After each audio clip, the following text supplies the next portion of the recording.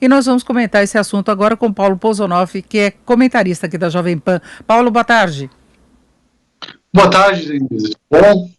Bem, o Lázaro desafiou toda a segurança do estado de Goiás, 270 policiais, não é? Uma caça a ele por vários dias, dia e noite, utilizando todos os recursos e ele driblando. Agora se fala que ele pode ter ajuda de uma rede criminosa, se suspeita que ele possa ter ajuda de outros fazendeiros e, na verdade, ele poderia ser um jagunço contratado com outras intenções, porque ele estava com dinheiro, ele estava inclusive com um casaco antigo da PM, que eles também vão investigar o porquê dele estar utilizando isso, ele tinha arma. Como é que você vê essa situação toda, Paulo?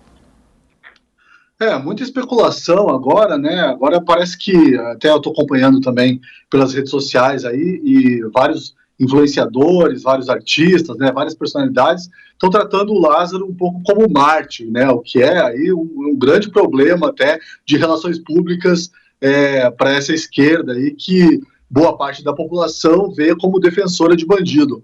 Agora, o Lázaro, ele desafia até nossa própria compreensão do que é um ser humano, né? Porque era um monstro. Então, você não precisa concordar para compreender aí a comemoração dos policiais e até a comemoração do presidente Jair Bolsonaro, de muita gente, pela morte dele, porque não sei como os crimes dele são extremamente graves e realmente desafiam a nossa compreensão aí. Eu acho que comemorar a morte de um ser humano nunca é recomendável. Mas será que o Lázaro pode se enquadrar realmente nessa categoria ser humano? Chama atenção a posição dos policiais, né? Na verdade, a gente já teve também uma polêmica desse tipo quando Witzel comemorou o resultado bem sucedido de um caso de sequestro que houve no Rio de Janeiro. Naquela época ele também comemorou, porque acaba salvando vidas, né? Você elimina uma pessoa, outras são salvas, mas talvez a posição, né, aquela coisa que a gente fala de decoro em relação a uma vida que se perde independentemente de ser criminoso. Mas a questão é se ele teve ajuda ou não teve, que chamou atenção a capacidade dele se esconder nessa região com tanta gente em busca dele. Você acha que pode ter alguma outra coisa dele ser criminoso contratado? Eu vi aí até mais cedo na Jovem Pan, entrevistaram o governador Ronaldo Caiado sobre isso. Acho que é muita especulação agora, né? Estou querendo aí até culpar o agronegócio, dizer que estava ali a serviço de fundiário. Então, eu acho que agora, nesse momento, isso aí seria só especulação mesmo. O que importa é que realmente ele foi aí eliminado e agora não oferece mais risco à população dessa região. Em uma câmera de monitoramento tinha filmado o Lázaro Barbosa horas antes de ele ser capturado. Foi na cidade de Águas Lindas de Goiás, fica no entorno do Distrito Federal, não é? Depois de 20 dias de fuga. A imagem foi gravada por volta das 20h30 de ontem e, de acordo com o secretário de Segurança Pública, Lázaro foi filmado no momento em que ele tentava contato com familiares que moram na região.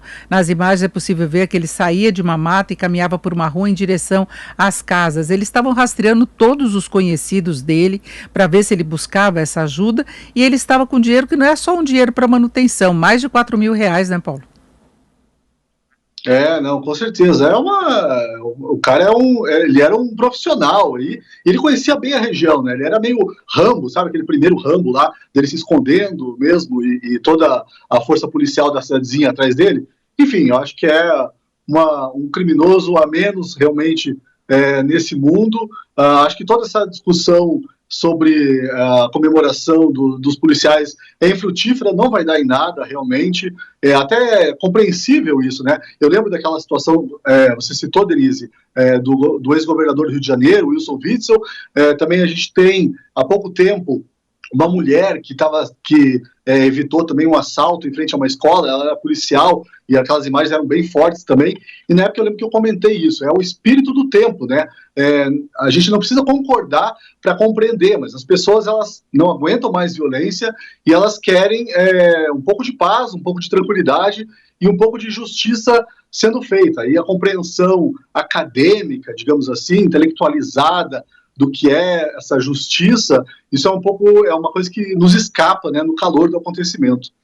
Agora, Paulo, vamos falar um pouquinho da CPI da Covid. Hoje não temos depoimentos, eles vão definir o cronograma ainda. Já está agendado para a próxima quarta-feira o depoimento de Carlos Wizard. Ele está chegando ao Brasil e vai estar se preparando para prestar depoimento. Ele que teve quebra de sigilo já telefônico e corria o risco, inclusive, de ser levado à força para o depoimento. Ele não conseguiu habeas corpus no Supremo Tribunal Federal, mas não é a grande expectativa. A expectativa é desdobramentos do que aconteceu na sexta-feira, né, do deputado Luiz Miranda e do irmão dele, que é servidor da saúde. Ele acabou no momento mais adiantado aí do depoimento, falando o nome de Ricardo Barros.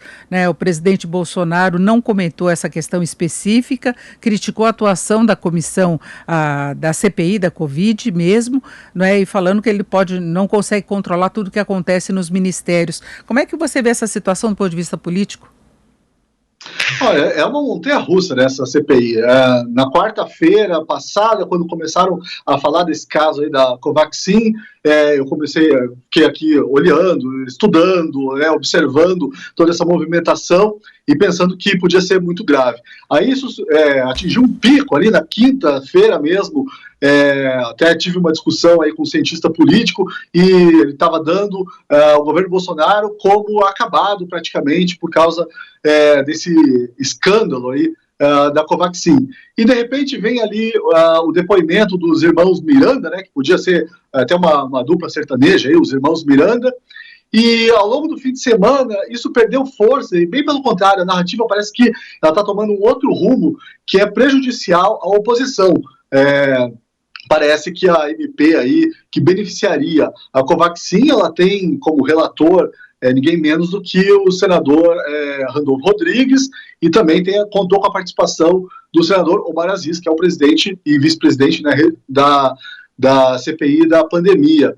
Então, é uma montanha-russa mesmo, muitas idas e vindas e viradas bruscas, parece um daqueles filmes de suspense, mas eu acho que realmente que o governo Bolsonaro vai sair dessa de novo, porque uma questão de consistência, sabe? E uma questão também, essa pandemia é uma coisa que me chama muita atenção, é uma questão de credibilidade. Então, a credibilidade já está prejudicada ali pela própria presença do relator Renan Calheiros, e cada vez mais esse deputado Miranda, os personagens que vão se sucedendo ali, eles carecem de credibilidade. E isso, aos olhos da população, fica muito evidente. Teria de ter alguma prova muito concreta contra o presidente Bolsonaro para ele ser atingido de fato politicamente. Ele conta ainda com a proteção de Arthur Lira, de qualquer modo, vai ter um mega pedido de impeachment a ser apresentado, quer incluir essa questão da Covaxin. Agora, Ricardo Barros, de qualquer modo, vai ter de dar mais esclarecimentos. Ontem ele divulgou uma nota bastante detalhada, ponto a ponto, de tudo que ele estaria sendo acusado, inclusive de indicações do Ministério da Saúde. Ele que foi ministro da Saúde também no governo Temer, não é? Então estão colocando as explicações agora, mas Luiz Miranda disse que teria uma surpresa para o presidente Bolsonaro, deixou no ar se seria uma gravação de quando o presidente teria falado o nome de Ricardo Barros, porque Luiz Miranda continuou dando entrevistas agora no final de semana, né? Curioso, eu vi também essa notícia de que o Luiz Miranda teria aí uma prova cabal de que o presidente Jair Bolsonaro prevaricou.